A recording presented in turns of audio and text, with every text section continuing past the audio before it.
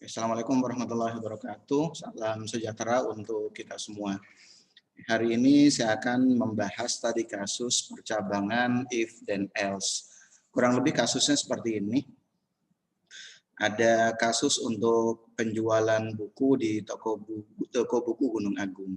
Kurang lebih detail transaksinya seperti ini. Ada satu grup box, ada dua grup box yang saya gunakan, di mana grup box pertama di sini digunakan untuk detail data transaksi, mulai contohnya kode buku, nama buku, sampai nanti uang kembali. Selanjutnya untuk yang proses di sini, untuk yang button proses, ada dua button yang saya gunakan, yaitu clear dan keluar. Alur dari aplikasi di sini, yang pertama kode buku, nama buku, kategori buku, harga buku, dan jumlah beli di input. Berarti untuk kode buku kita input, nama buku kita input, kategori buku di sini menggunakan combo box, ini di input, harga buku juga di input. Selanjutnya jumlah beli di input. Selanjutnya gunakan event key press untuk input dengan menggunakan keyboard. Jadi nanti dari masing-masing objek di sini nanti kita bisa menggunakan bisa menggunakan tombol enter untuk pindah dari satu objek ke objek yang lainnya. Selanjutnya gunakan validasi untuk huruf dan angka. Jadi untuk inputan huruf kita gunakan huruf, inputan angka kita gunakan angka. Dan tidak boleh contohnya kalau inputan huruf bisa diisi oleh angka. Ketika di enter di text box jumlah beli di sini nih subtotal, diskon, dan total tagihan akan muncul. Jadi pada waktu kita input di jumlah beli, otomatis subtotal, diskon, total tagihan nanti akan muncul. Subtotal diperoleh dari harga buku kali jumlah beli. Berarti harga buku kali jumlah beli untuk yang subtotal. Diskon diperoleh dari jika subtotal lebih besar sama dengan 100, diskonnya nanti 5% dari subtotal. Selain itu tidak dapat diskon. Ini menggunakan percabangan if dan else. Total tagihan diperoleh dari subtotal dikurangin diskon. Oke, di sini ada total tagihan diperoleh dari subtotal dikurangi diskon. Selanjutnya uang bayar di input. Ketika diklik enter maka uang kembali akan muncul.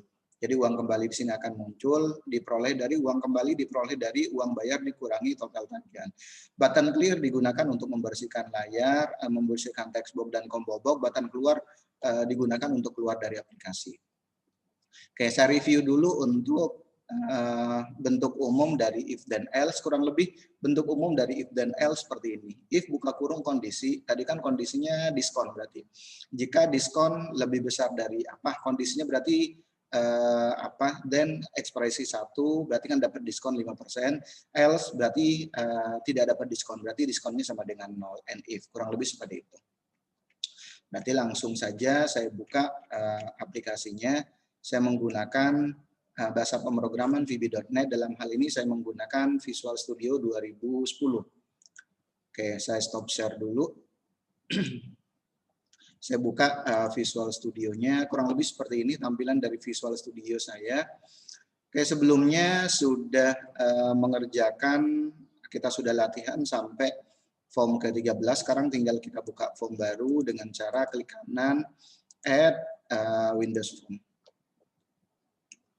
Oke, otomatis nanti untuk formnya akan terbentuk form ke-14 karena sebelumnya sudah ada form ke-13.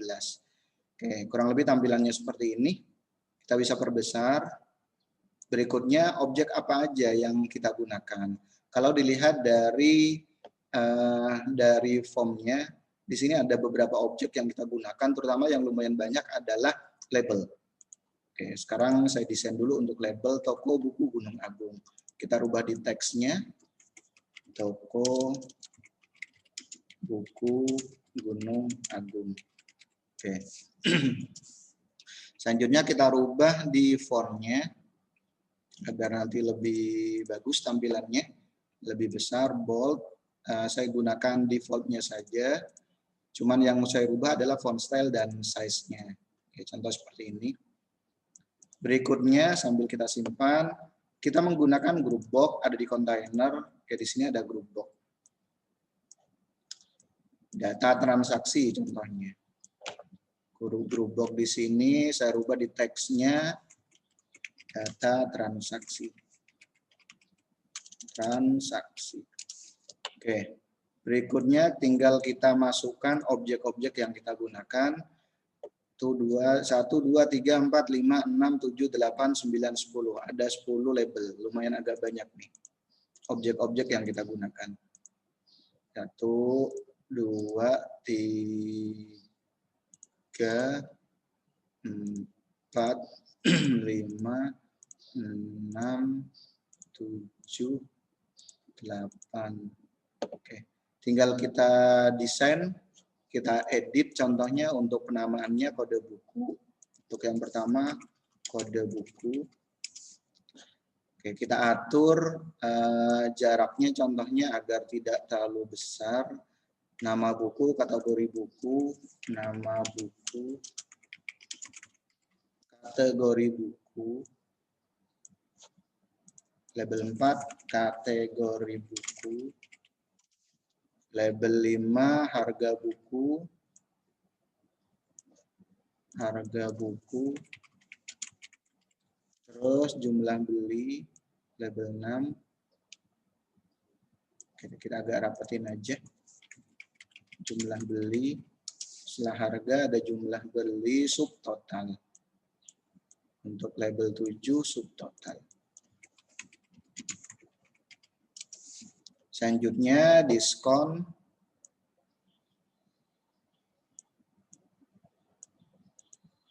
Diskon. Diskon. Berikutnya setelah diskon ada total tagihan. Total tagihan. Terus uang bayar dan uang kembali.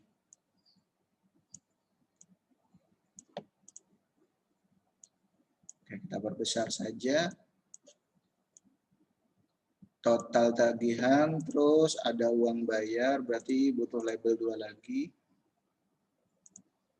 Oke, seperti ini. Oke, uang bayar, teksnya kita rubah. Uang bayar, terus ada uang kembali. Uang kembali. Oke, seperti ini. Kurang lebih. Selanjutnya kita buat satu group box lagi biar sekalian add di kontainer group box. Oke, kita bisa perkecil untuk group box ini karena memang hanya digunakan untuk button saja. Proses berikutnya tinggal kita masukkan objek yang kita butuhkan. Ada 2 button di sini. Button proses dan keluar. Clear ya. Clear. Clear. Name-nya sekalian kita rubah. BT clear. Selanjutnya satu lagi BT keluar. Di teksnya kita rubah keluar. Oke, selanjutnya kita mungkin butuh untuk merubah nama text box-nya. Nama text box-nya kita rubah agar nanti kita tidak salah untuk penentuan variabelnya. Oke, sebelumnya kita masukkan dulu text box-nya, objek-objek yang lainnya.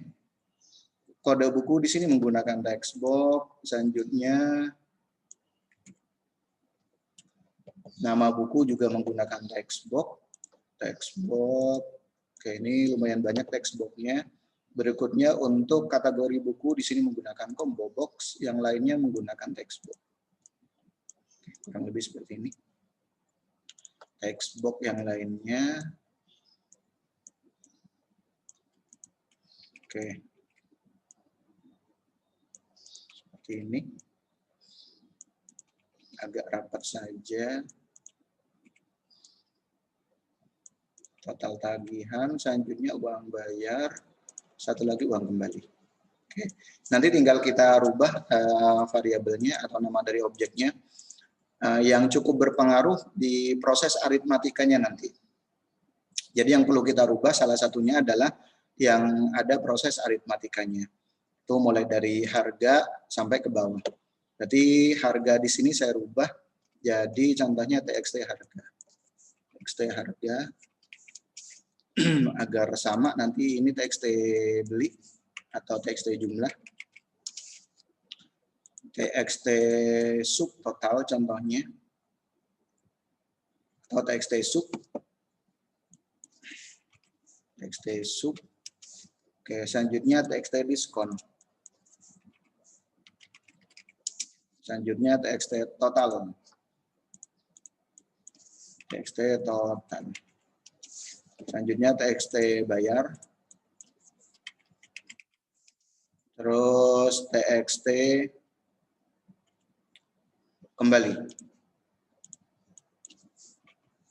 Kembali. Oke, seperti ini. Oke, selanjutnya tinggal kita masuk ke source code-nya. Kita masuk ke source code-nya.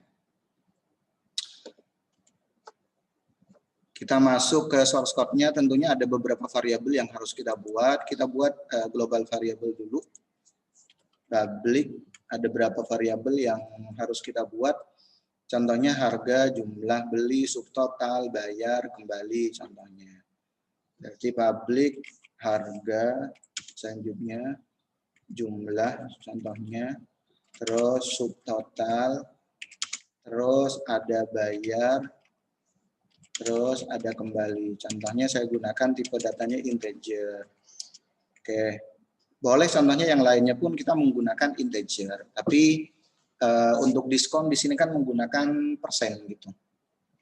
Menggunakan persen, lebih baik kita menggunakan tipe data yang lainnya, yaitu kita bisa menggunakan tipe data double contohnya. Public diskon, selanjutnya tagihan contohnya, anggaplah tagihan, total tagihan berarti ya maksudnya, tagihan S double. Oke, kurang lebih seperti ini. Selanjutnya kita bisa balik lagi ke awal. Tadi kalau dilihat dari dari alur prosesnya, ketika di enter di text box jumlah beli, subtotal, diskon, dan total tagihan akan muncul. Cuman sebelumnya kita buat dulu kategori bukunya untuk combo box di sini. Kita langsung isi saja dari propertiesnya. Contohnya kategorinya komputer, ekonomi, sastra,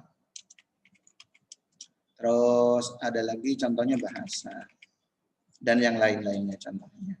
Ada filsafat contohnya. Oke, saya buat seperti ini saja. Selanjutnya ketika kita fokus ke operasi aritmatikanya dulu deh.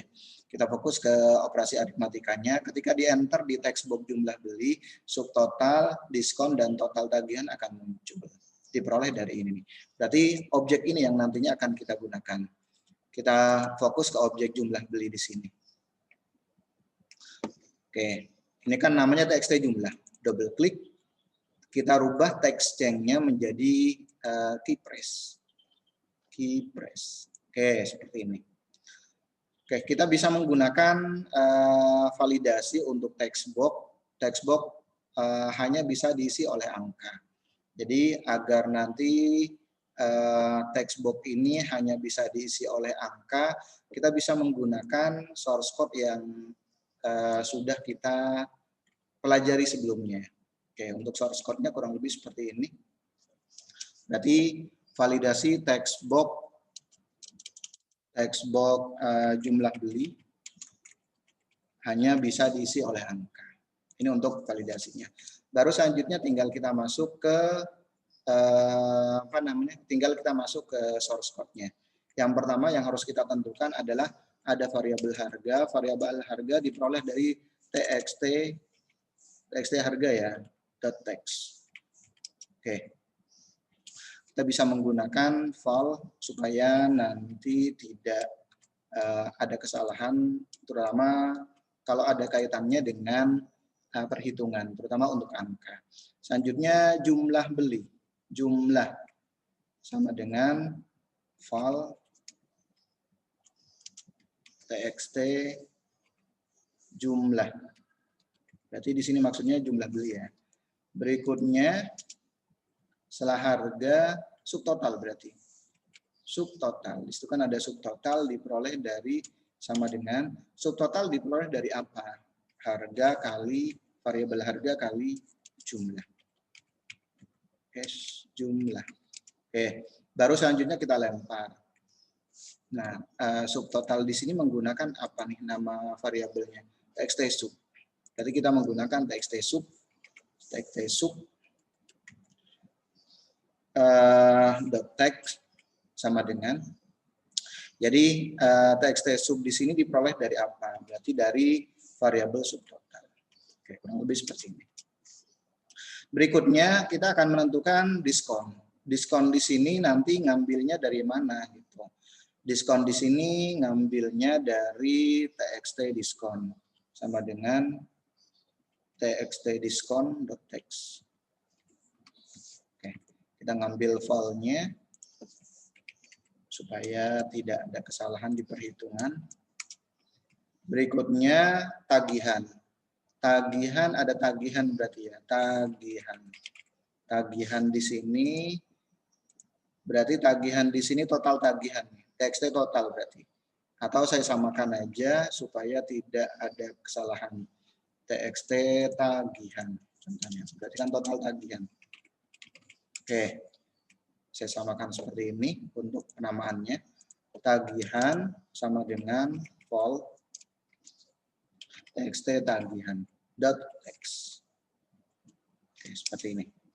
Baru selanjutnya tinggal kita buat percabangannya. If TXT sub ya, TXT sub berarti kan diperoleh dari jika subtotal diperoleh dari diskon. Jika subtotal lebih besar dari 100.000, diskonnya 5% kan gitu. Berarti source code-nya kurang lebih if TXT sub sudah langsung muncul. Kondisinya TXT sub. Nah, if TXT sub dot text isinya dot text lebih besar dari 100.000 ya. 100.000 then enter. Berarti nanti diskonnya berapa? Diskon sama dengan 0,5.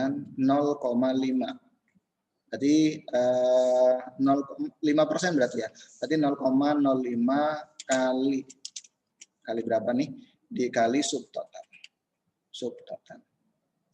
Else. Oke. Selain itu berarti diskonnya 0. Diskon sama dengan 0. Berarti kan nggak dapat diskon. Oke, logikanya seperti itu. Oke, baru selanjutnya nilai dari TXT diskonnya kita lempar. TXT diskon sama dengan TXT diskon dot text sama dengan diskon. Oke, selanjutnya tagihan. TXT tagihan sama dengan tagihan. Tagihan sama dengan tagihan di sini diperoleh dari apa? Subtotal ya. Subtotal dikurangi diskon. Berarti kan variabelnya. Baru nanti kita lempar isinya. TXT tagihan dot text sama dengan tagihan. Tagihan. Oke, seperti ini. Oke, baru TXT bayar, nanti biar fokus di TXT bayar. TXT bayar dot fokus. Oke, kurang lebih seperti ini untuk source code-nya. Selanjutnya kita lanjut ke desain berikutnya, ke perhitungan berikutnya untuk yang TXT bayar sekarang. TXT bayar sama kita buat validasinya agar nanti diisi oleh agar nanti diisi oleh angka saja. TXT bayar di sini berarti untuk yang ini nih ya, uang bayar berarti TXT bayar. Berarti source code-nya kita double klik di TXT bayar. Oke, event-nya kita ganti key press. Nah, untuk validasinya sih sebenarnya sih sama nih. Kita gunakan yang sudah ada saja. TXT bayar key press. Berarti teks validasi untuk uang bayar. Hanya bisa diisi oleh angka. Oke, selanjutnya untuk source code-nya kita gunakan tagihan diperoleh dari, karena kan ada variabel ini yang nantinya akan kita gunakan. Tagihan sama dengan vol txt tagihan dot text. Oke, baru selanjutnya bayar. Bayar di sini diperoleh dari vol txt bayar dot text. Oke, seperti ini. Baru selanjutnya kita buat rumusnya, operator aritmatika. Kembali diperoleh dari bayar dikurangi tagihan. Oke, seperti ini. Baru kita lempar isinya ke txt kembali. Txt kembali dot text sama dengan, nah saya akan menampilkan contohnya RP. Berarti kita harus menggunakan string. Oke, seperti ini. RP, selanjutnya string, baru kita panggil, contohnya untuk memanggil variabel kita bisa menggunakan tanda seperti ini. Nama variabelnya apa? Kembali. Kurang lebih seperti ini. Oke, untuk source code-nya. Oke, untuk perhitungannya sudah, perhitungan aritmatikanya sudah, selanjutnya kita fokus ke yang lainnya. Kita fokus ke button ini, clear. Berarti semuanya akan kita bersihkan contohnya. Berarti txt mulai dari yang pertama ya, textbox1.text yang paling atas sama dengan, terus textbox2.text ini belum kita rubah namanya. Oke, selanjutnya atau sekalian aja kita rubah supaya rapi. Berarti ini txt bayar, txt kode. TXT kode, berikutnya ini TXT nama, selanjutnya ini CB kategori, oke seperti ini. Selanjutnya kita buka clear, berarti TXT kode dot tag sama dengan seperti ini, TXT nama sama dot tag sama dengan seperti ini, CB kategori dot tag sama dengan sampai ke bawah semuanya. TXT apalagi nih? Harga jumlah, TXT harga dot tag sama dengan TXT jumlah dot tag sama dengan seperti ini. Saya jumlah kembali, selanjutnya jumlah sub ya, txt sub, txt diskon, txt sub dot tag sama dengan txt diskon dot tag sama dengan seperti ini. Txt apalagi nih setelah diskon, tagihan, txt tagihan dot tag sama dengan seperti ini. Txt diskon tadi sudah. Habis tagihan, TXT bayar, TXT kembali. TXT bayar dot tag sama dengan satu lagi TXT kembali. Dot tag sama dengan, nah selanjutnya biar fokus di TXT kode. Kode dot fokus. Oke, seperti ini. Oke, selanjutnya untuk yang keluar kita bisa menggunakan source code yang sudah ada, kita ambil dari yang sudah ada aja. Oke, untuk yang keluar. Oke, ini sebenarnya source code-nya sudah cukup sih sebenarnya. Nah, cuman tinggal validasi ini. Validasi untuk txt nama barang agar nanti bisa diisi oleh, hanya diisi oleh hanya diisi oleh huruf saja. Oke, kita bisa menggunakan source code yang sudah ada sebelumnya. Berarti mulai dari txt nama barang ya. Untuk kode nggak usah. Nanti kita gunakan untuk yang keypress saja. Berarti untuk yang nama barang, contohnya saya gunakan yang event keypress nama barang. Oke, contoh seperti ini. Untuk textbox nama buku hanya bisa diisi oleh huruf saja. Berikutnya nanti akan fokus di CB kategori. Oke. Berikutnya agar nanti di TXT harga. Berarti TXT harga ya di sini ya. Agar nanti isinya apa namanya? Kita fokus ke TXT jumlah beli dan hanya bisa diisi oleh huruf saja, kita bisa menggunakan ini. Menggunakan source code yang tadi, jumlah beli berarti ya. TXT jumlah key price, eventnya key price. Sorry, harga nih, harga di sini berarti ini harga key price. Oke, contoh seperti ini. Nanti akan fokus di TXT jumlah. Berikutnya untuk TXT kode barang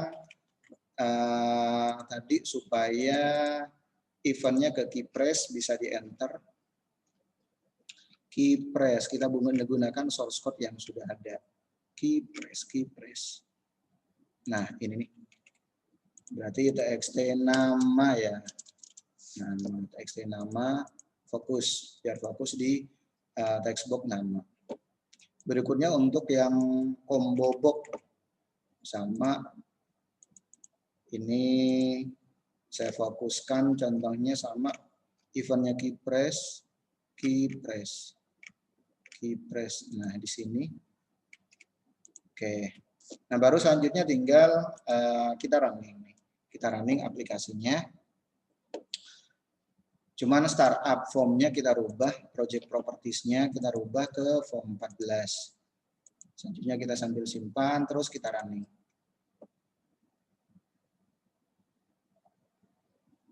Oke, kurang lebih tampilannya seperti ini. Saya share screen dulu. Oke, kurang lebih tampilannya seperti ini. Yang pertama kode buku, contohnya kita input seperti yang ada di soal. BK001, enter. Nama bukunya, buku pemrograman visual. Enter. Kategori bukunya, buku komputer.